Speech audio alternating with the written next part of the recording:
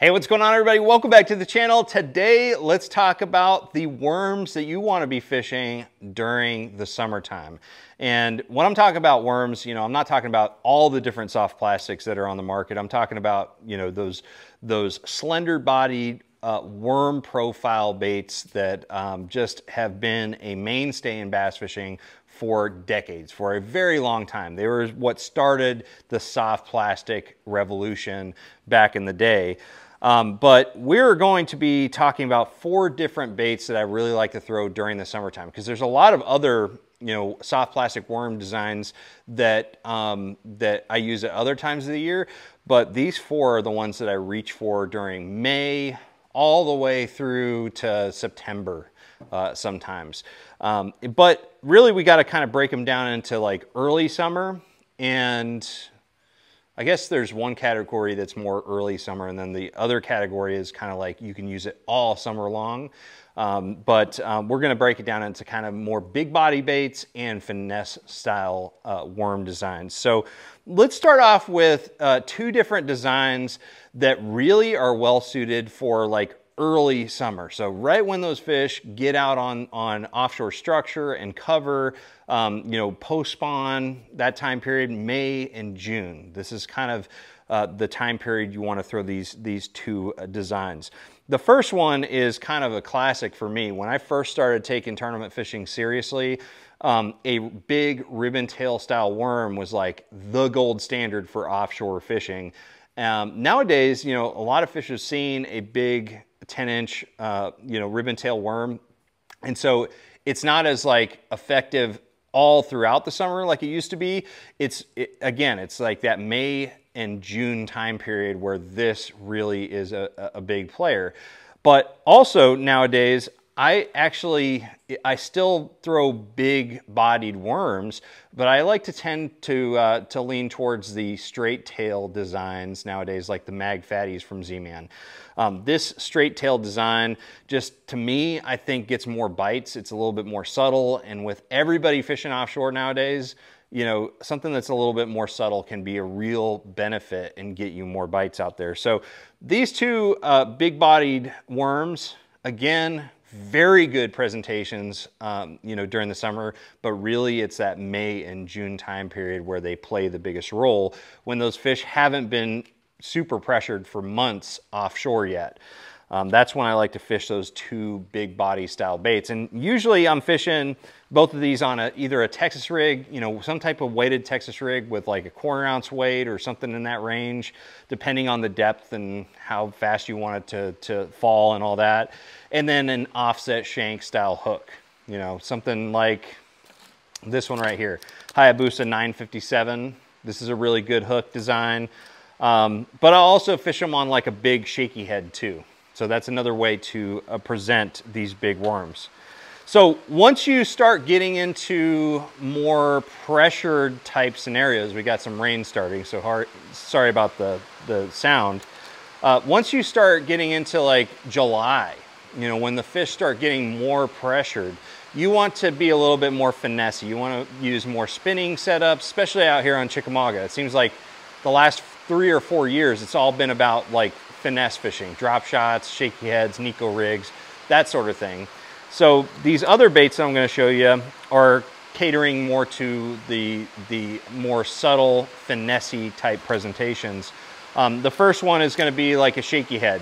Okay, this right here is the SMH worms from Z-Man. This is my favorite shaky head worm. It is awesome. It's just a straight tail style worm, but it's not just any old, like trick worm or something like that. It's got a really cool profile. It's still real thin, but it's wider towards the front, and then it narrows down, and then it has this little bulbous tail on it.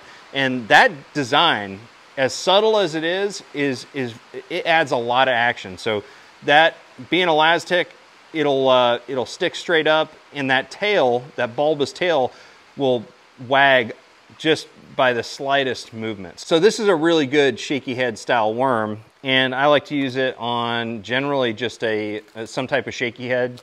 There's actually the SMH jig head that's designed for this bait, But I'll use that one if I'm fishing around cover because it's a little bit more streamlined. I feel like it comes through grass and brush a little bit better. Or if it's a clean bottom, I'll just use a traditional like ball style shaky heads like that. All right, so shaky head, really good. I generally tend to fish a shaky head style worm, no matter what style, you know, straight tail shaky head you're fishing. I like to fish it on kind of cleaner bottoms. So like if I'm fishing ledges that primarily have sand and shell and that sort of thing, that's when I'm going to be fishing this style worm. And kind of the same scenario for this next worm too. You know, the kind of a little bit more interchangeable, if you will, with the shaky head worm is a Nico style worm. Now you can use, I actually like to use the SMH worms as a Nico worm as well, but there's a bait that's called the Bang Sticks from Z-Man, this one right here, which is kind of like a stick bait design with the little tassels on the back.